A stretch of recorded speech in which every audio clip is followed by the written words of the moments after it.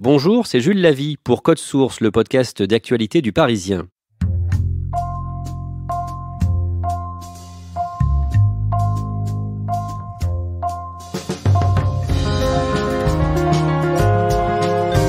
Une affaire exceptionnelle va être jugée à partir du mardi 4 février par le tribunal correctionnel de Paris. L'affaire de l'arnaque au faux Le Drian. Entre 2015 et 2016, des escrocs ont réussi à lever des dizaines de millions d'euros en se faisant passer auprès de leurs victimes pour Jean-Yves Le Drian, actuel ministre des Affaires étrangères, en charge de la défense sous François Hollande. Pour être crédible, dans les appels vidéo sur Skype, le prétendu ministre portait un masque en silicone de Jean-Yves Le Drian. Cet épisode de Code Source est raconté par Jean-Michel Descugis du service police-justice du Parisien. Jean-Michel Descugis, en octobre 2015, le ministère des Affaires étrangères reçoit beaucoup d'appels de personnes inquiètes.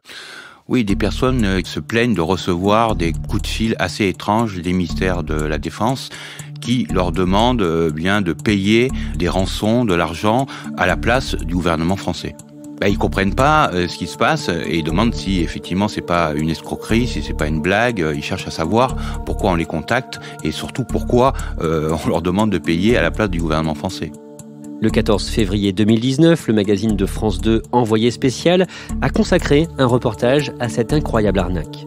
Le 22 février 2016, le cardinal Ricard reçoit un drôle de coup de fil d'un homme se présentant comme le ministre de la Défense. Le téléphone sonne, écoutez, je me présente, je suis Jean-Yves Le Drian, ministre de la Défense. Alors il me dit, est-ce que je peux vous parler confidentiellement ? Des journalistes donc ont été enlevés et il y a la demande d'une rançon. Il y a des dignitaires religieux, par exemple Monseigneur Barbarin, il y a des présidents de clubs de foot, il y a des patrons de CAC 40 comme Serge Dassault, il y a des marchands d'art comme Guy Weinstein. Des personnalités souvent riches, des banques, des ambassades, des ministères, il y a le ministre tunisien, il y a toutes sortes de gens. C'est entre le printemps 2015 et l'été 2016 qu'ont lieu ces escroqueries. Décrivez-nous comment ça commence. Il y a énormément de personnes qui vont être contactées, plus de 155 personnes sur 40 pays. C'est toujours le même scénario. Ce sont des gens qui se présentent comme des émissaires du ministère de la Défense. Alors soit c'est le conseiller spécial du ministre de la Défense, Jean-Yves Le Drian, soit c'est son chef de cabinet, soit c'est son assistant personnel, et parfois même c'est le ministre en personne qui appelle et qui dit qu'il est en urgence et qu'ils ont besoin de fonds parce que il faut participer au financement d'une opération secrète ou libérer des otages pris en Syrie. Ça peut être des journalistes, ça peut être des gens de ONG, etc. Et donc, comme le gouvernement français ne paie pas officiellement de rançon, ces gens demandent à ces personnalités de payer à leur place en leur promettant de se faire rembourser plus tard. Et la deuxième étape, c'est d'organiser un appel vidéo avec le ministre en personne, Jean-Yves Le Drian. Oui, à chaque fois, les escrocs disent qu'on va leur transférer Jean-Yves Le Drian. Alors ça se passe par téléphone, directement sur les téléphones portables, soit carrément par Skype. Alors là, on voit Jean-Yves Le Drian, en tout cas le faux Jean-Yves Le Drian. Les escrocs ont confectionné un masque en silicone, ils imitent sa voix et ils ont reconstitué son bureau. C'est-à-dire qu'ils ont étudié en amont le bureau de Jean-Yves Le Drian. Il y a un vieux téléphone avec cadran, il y a des drapeaux européens et le drapeau tricolore, il y a même le portrait de François Hollande au mur, et puis à l'image, on voit bien Jean-Yves Le Drian s'asseoir dans son gros fauteuil face à son bureau. Guy Pétrus-Lignac et son patrimoine supposé suscitent la convoitise.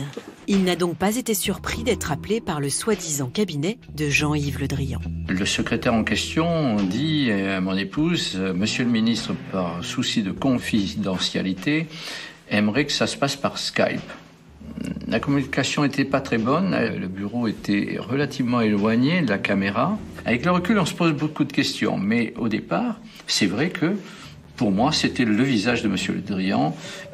Le personnage ressemblait. Décrivez-nous les appels, combien de temps ça dure, etc. Qu'est-ce qui est dit pendant ces appels vidéo ? Alors, c'est vrai que le visage de Jean-Yves Le Drian paraît comme ça assez figé. Ça paraît une mise en scène un peu grossière, mais il faut savoir que ça dure en fait moins d'une minute et que l'image est de très mauvaise qualité volontairement. Et donc, du coup, ça peut effectivement faire illusion. Et puis, il y a bien tout ce décor qui paraît vrai. Que dit Le Drian pendant ces conversations très rapides ?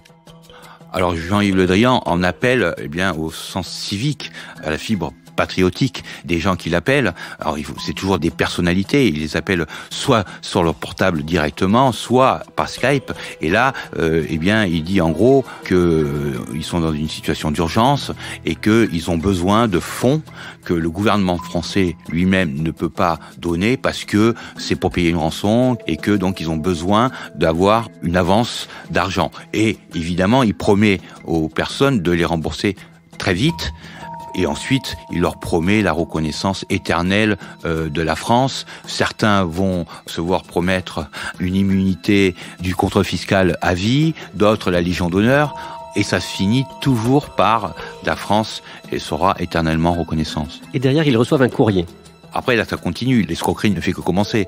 Les contacts se poursuivent. Alors, à travers des mails, à travers des documents, par télécopie. Alors, c'est toujours des faux. Ils sont tamponnés confidentiel défense. C'est à l'entête du ministère de la Défense. Il y a même la signature de Jean-Yves Le Drian. Et donc, dans ces documents, il y a aussi les ordres de virement, les numéros de compte qui sont donnés aux personnes.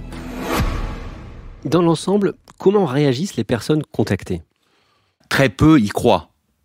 Parce que c'est un peu grossier. Certains, par exemple, comme le chef d'État, Ali Bongo, lui, carrément, il va s'apercevoir de la supercherie parce que d'habitude, Jean-Yves Le Drian le tutoie, alors que le faux Le Drian le vouvoie. Mais c'est assez mal fait, en tout cas au début. Les mails qui sont envoyés, les documents sont envoyés sont bourré de fautes d'orthographe. Il y a même le mail du ministère de la Défense qui est pas le bon. On voit défense.gov, G-O-V, au lieu de .gouv, G-O-U-V. Donc tout ça, évidemment, dans la quasi-majorité des cas, ça ne marche pas. Les victimes s'aperçoivent de la supercherie.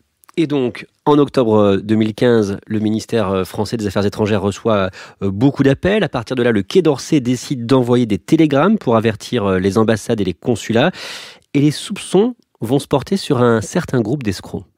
Oui, parce que les appels viennent tous d'Israël. Les mails, les documents viennent d'Israël. Et donc, les enquêteurs vont se fixer sur un groupe de franco-israéliens qui provient du grand banditisme juif. Et le chef de ce gang, c'est Gilbert Chikri, qui est très connu, puisqu'il est le pionnier d'une autre arnaque, qui est un modus operandi un peu semblable, qui est l'arnaque au président par virement. Avant d'en dire plus sur cette arnaque, qui est Gilbert Chikri ? Gilbert Chikri, c'est un franco-israélien de 54 ans qui a grandi dans le quartier de Belleville, qui a arrêté d'aller à l'école à 13 ans, qui a fait le cours Florent. Gilbert Chikri, c'est le Victor Lustig des temps modernes, c'est-à-dire c'est cette personne qui avait été capable au début du XXe siècle de vendre la Tour Eiffel à quelqu'un d'autre. Et puis très vite, il va tomber dans la délinquance et il va faire ses premières escroqueries en essayant de fourguer des pubs dans des revues bidons. Ça marche, c'est un flambeur, il joue beaucoup, il a des dettes et des créanciers veulent récupérer leur argent et le mettent pendant 4 heures dans un coffre de voiture pour lui mettre la pression. Et là, il prend peur et il part avec sa femme et ses enfants en Israël. Pour quelle affaire, lui, il est connu, Gilbert Chikri ? Il est connu parce que en Israël, il va monter une arnaque qui est désormais très célèbre, qui est l'arnaque au président par virement. C'est un modus operandi un peu semblable à celui du faux Le Drian, c'est-à-dire que une personne se fait passer pour le président d'une société. En général, il s'est attaqué à des grosses sociétés, Alstom, Thomson, des banques, la Banque Postale, c'est aussi HSBC, et contacte un collaborateur de cette société en urgence en lui disant que, il lui faut débloquer des fonds, soit parce qu'il y a une dette importante, soit parce qu'il y a une opération secrète de fusion, par exemple. Et donc, ensuite, il y a même les documents qui arrivent avec des comptes à l'étranger sur lesquels il faut virer l'argent. C'est une arnaque qui lui rapporte beaucoup ? C'est une arnaque qui lui rapporte 8 millions d'euros à peu près, mais surtout qu'il aurait pu encore lui rapporter plus, puisque au dernier moment, il y a un virement de 52 millions 6 qui est bloqué, in extremis, mais ça aurait pu être une arnaque de plus grande envergure encore. En 2008, il est mis en examen par la justice française dans cette affaire. D'abord, il est arrêté en Israël parce que un cabinet de détectives va le débusquer en Israël, payé par HSBC, qui est une de ses victimes. Et là, il est arrêté, et puis il va rester un moment en prison. Il va être extradé vers la France, mis en examen et incarcéré à la prison de la Santé, avant d'être libéré en janvier 2009, sous contrôle judiciaire. Et là, 3 mois plus tard, il part en jet privé en Israël avec sa femme et ses 6 enfants. Il va mener grand train là-bas, grande vie. Il va avoir une maison dans une cité balnéaire avec piscine. Il va vivre dans l'opulence, dans le luxe. Il va même essayer de se ranger les bicyclettes en investissant dans l'immobilier, dans les taxis. Et puis, il va recevoir les journalistes parce que, évidemment, tout le monde s'intéresse à ce personnage hors du commun, à cet escroc extraordinaire. Et les journalistes français vont venir lui rendre visite dans sa maison et il va raconter qu'il a complètement décroché, qu'aujourd'hui, il est un homme d'affaires lambda et qu'il a investi et que c'est fini pour lui le banditisme. On reste avec ses enfants, sa femme. Qu'est-ce qu'on me reproche finalement d'avoir pris le téléphone et puis d'avoir téléphoné à certaines chefs d'entreprise? Bon, ben ça va, on le sait. Mais est-ce qu'on peut imaginer une seconde prendre 10 ans de prison pour ça? Je trouve que ça fait un peu beaucoup quand même. Donc il vit à Ashdod, au sud de Tel Aviv. Que devient la procédure française ? Eh bien, il y a demande d'extradition qui est faite, mais à ce moment-là, entre les deux pays, il y a des tensions. Et à l'époque, effectivement, Israël, eh bien, n'extrade pas ses ressortissants.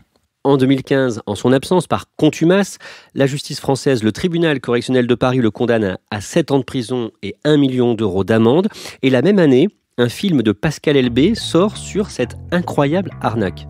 Le film s'appelle « Je compte sur vous ». Chikli a signé les droits du film alors qu'il était en prison à la Santé en 2008. Ensuite, eh bien, il a participé au scénario comme consultant et il a été rémunéré. Il était à ce moment-là en cavale. Alors le film, celui qui joue son rôle, c'est Vincent Elbaz. Et puis il y a Julie Gaillet aussi dans ce film. Et ce film raconte sa vie extraordinaire de petit garçon dans les quartiers de Belleville à la fameuse escroquerie au président.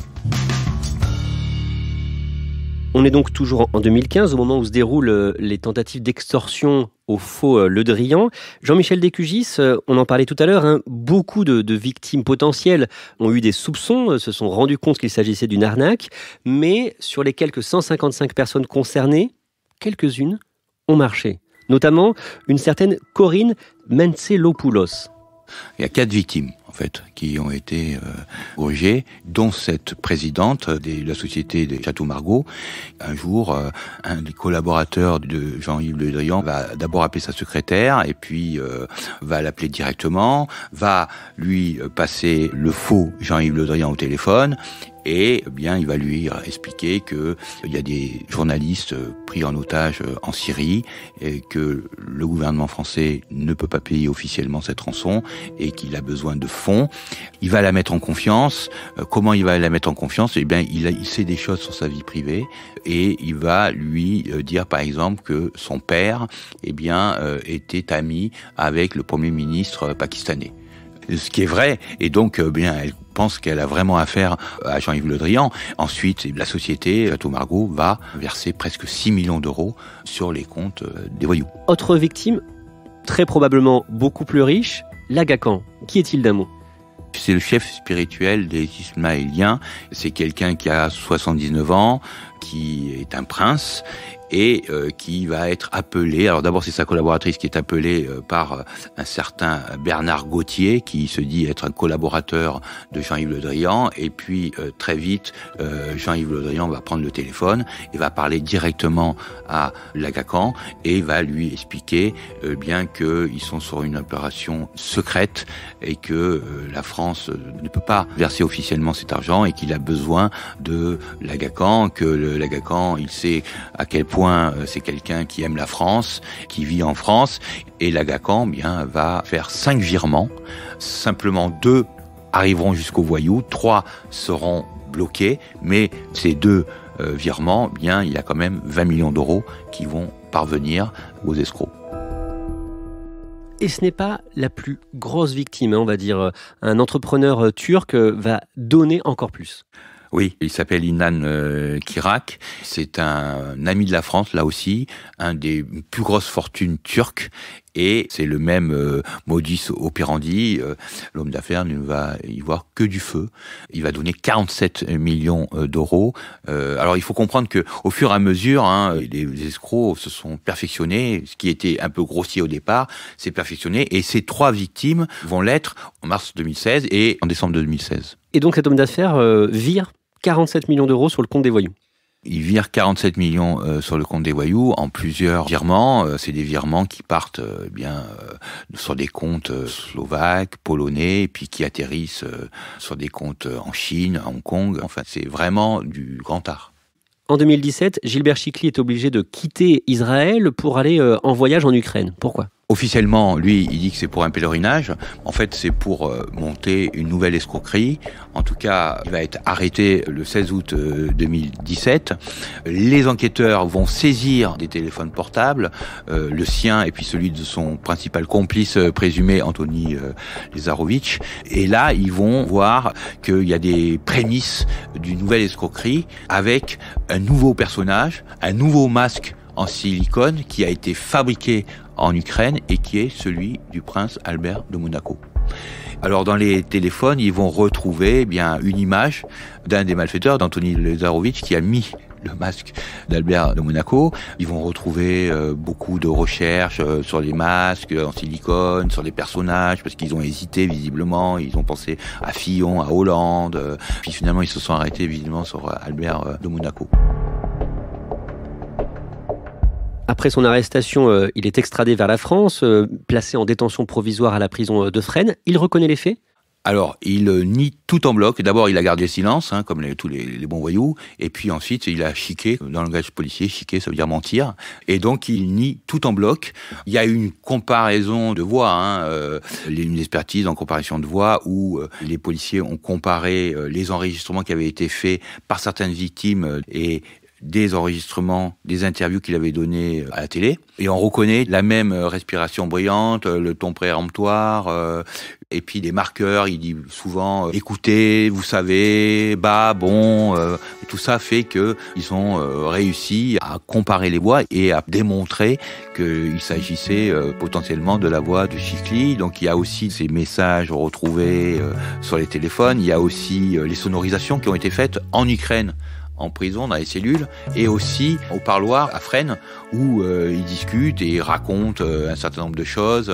À un moment, il va dire que l'arnaque à la Gacan, c'est la plus belle arnaque du siècle.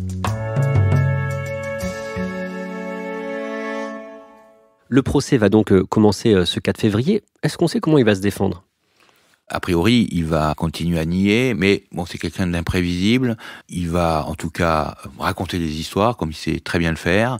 Il va beaucoup mentir, sans doute, puisque on se rappelle qu'il a fait le cours Florent et que c'est un formidable comédien. On rappelle aussi qu'il est présumé innocent, comme les autres prévenus dans cette affaire. Jean-Michel Descugis, pourquoi est-ce que cette arnaque incroyable a fonctionné, d'après vous ? D'abord parce qu'elle était quand même très bien préparée. Il faut se rappeler qu'ils avaient reconstitué le bureau de Jean-Yves Le Drian, le masque en silicone, et puis qu'ils avaient des détails sur la vie privée des victimes. Et donc il y avait ce souci toujours du détail pour mettre en confiance. Et puis les gens étaient flattés d'être appelés par le Jean-Yves Le Drian, qu'on leur fasse confiance. C'était flatté et fier d'aider la France. Et puis c'est toujours cette phrase, la France vous sera éternellement reconnaissant. L'argent, il a été retrouvé ? Alors l'argent, il n'y a pas un centime qui a été retrouvé. Sur les plus de 70 millions d'euros, aucun actif. Et il n'y a pas la preuve matérielle que les escrocs ont touché cet argent.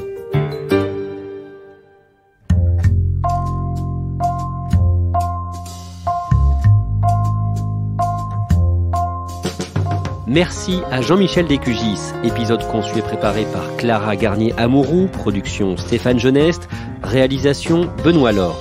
Code Source est le podcast d'actualité du Parisien, disponible chaque soir du lundi au vendredi à 18h. Si vous aimez Code Source, n'oubliez pas de vous abonner gratuitement bien sûr sur votre application de podcast comme Apple Podcast ou Podcast Addict. Vous pouvez aussi nous mettre des petites étoiles et puis n'hésitez pas à nous écrire directement codesource@leparisien.fr.